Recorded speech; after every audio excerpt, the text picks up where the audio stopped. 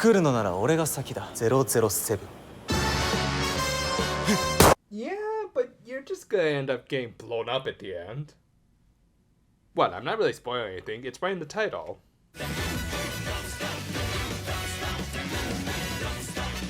We open this week with Taya meeting once again with Naito, who, yeah, you're not the only one who forgot he was a character in this show. I mean, don't get me wrong, he's a likable enough guy, and after hearing him talk about his nephew Senji, I do remember liking his previous episode, but come on, we all have to admit that he's a bit of a diet Kogami. Anyway, speaking of his nephew, and after offhandedly telling Taya that he had figured out he was Boom Red, he gave him another job to deliver fireworks to said nephew that hopefully this time he'd pay him for, as he wasn't in the hospital this time.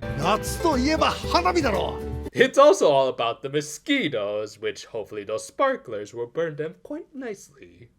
Of course, things wouldn't be that easy, as the Hashiran just so happened to attack the camp that Senji was at with his class. I mean, granted, their strategy did make sense, as they wanted to attack civilians who wouldn't attract the attention of the Boonboomger, so they attacked campers deep in the mountains, one of whom having business with one of the Sentai, so yeah, still a little bit too plot convenient. But whatever, they turned a tent into a monster, and with its special power, it let it trap its victims in its brethren.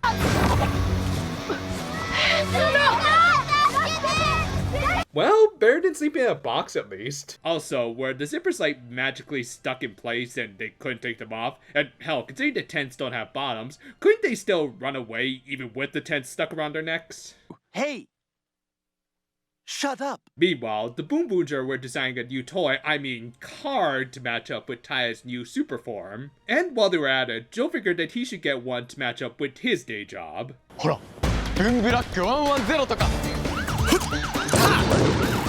Sorry dude, but you'll have to talk with SBD about that.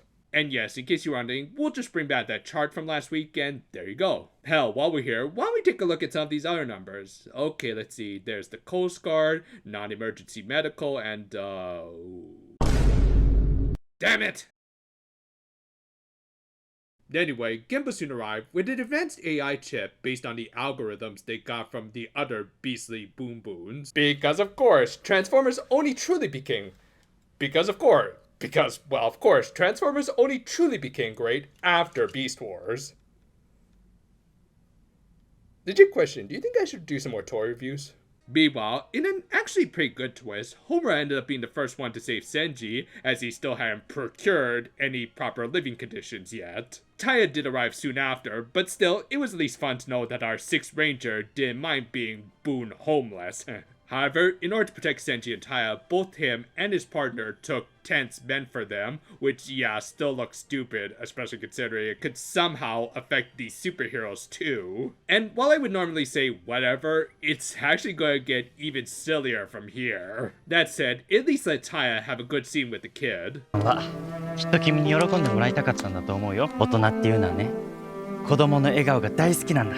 You know, call me crazy, but I kind of think that last week could have used a scene like this. I mean, think about it. Last week was about connecting our childhood dreams with our adult selves, and maybe trying to find some sort of middle ground where we could kind of live them, but still focus on our proper goals in life. Here, we had a scene where the adult Taya assured a child that he'd protect his smile, and that someday Senji might do the same. Yes, they're not exactly the same morals, but they do follow a similar theme of a road between adult and childhood. TLDR, we should have gotten something a little more substantial than Dorio just building a brand new toy for the sake of it last week. I mean, at least with this, it was a little more justified. Anyway, to lure out Taya, Cannonboard decided to put their hostages to work. They moved them out to the abandoned warehouse district, where they proceeded to not really hurt them and just kind of poke their tents. Does this annoy you? Does this annoy you? Does this annoy you? I'm not touching you. Still, he went to quote-unquote save them, along with Homura, who managed to escape from his tent prison. So, like, was it actually that easy to escape from? Or are they just not going to explain it to us at all? Yeah, that's probably what they're going to do, oh well.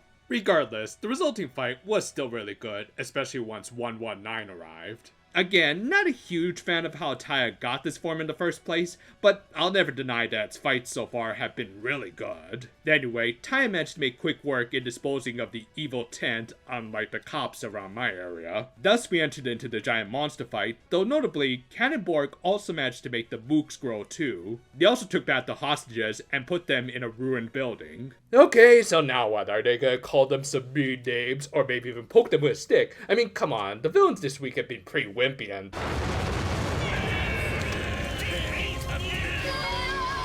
I shall shut up now.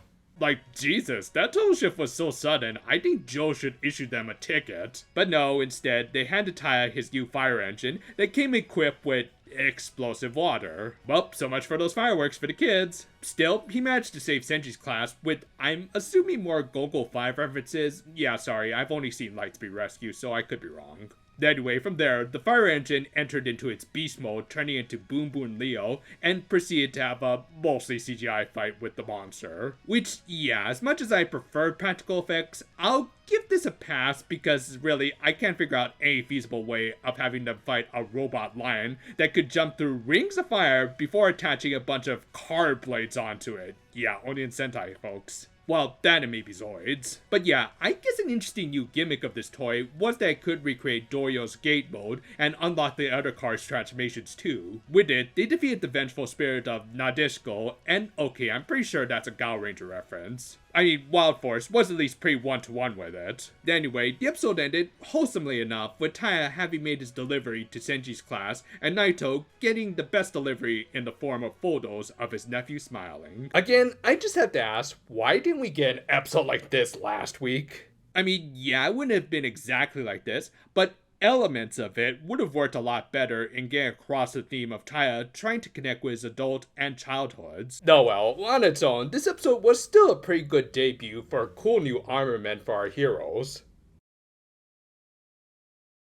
To make it clear, I do like Taya, or at least can't bring myself to hate him because he's just such an amiable guy. I'm just hoping they can improve the stories surrounding him, at least by the time we enter the show's inevitable Big Bang Grand Prix arc. That said, an episode like this was at least a step in the right direction compared to last week's underwhelming outing. For a character like Taya, he does work best when he acts as a symbol of hope, both for his teammates and of course kids who just so happen to look like the show's target demographic. Okay, but seriously, wholesome moments like this do make me really appreciate the series, even when it's being ridiculously goofy. Again, there might have been some sort of magic to these tents, but still the visual looked really damn silly regardless. Didn't help that it took a massive tonal shift by the end. Still, and CGI or not, the Boonboomger Leo had a solid debut through both its action and the actual story build-up behind it, with Taya proving that he did have the spirit of a firefighter who wanted to protect the smiles of those around him. Again, I just appreciate that it's at least more than what we got last week, and overall, this is just a solid outing. There's still a few more features to introduce in regards to this new toy, but we'll save transforming and rolling out for next week. Gotta say, one of the roughest parts about summer, now that I'm an uncle, is, ironically enough, summer vacation. Yeah, what used to be a nice little vacation that we all enjoyed as kids has come back to haunt you when you're expected to babysit the niece. Oh well, at least there's only one more week for the preschoolers, which, oh boy, it's gonna be a long week. Still, I do hope that the season is treating y'all better. And until next time, though, farewell for now, my friends, and, Is that a mosquito I hear? Hold on, I'm just going to go deal with this.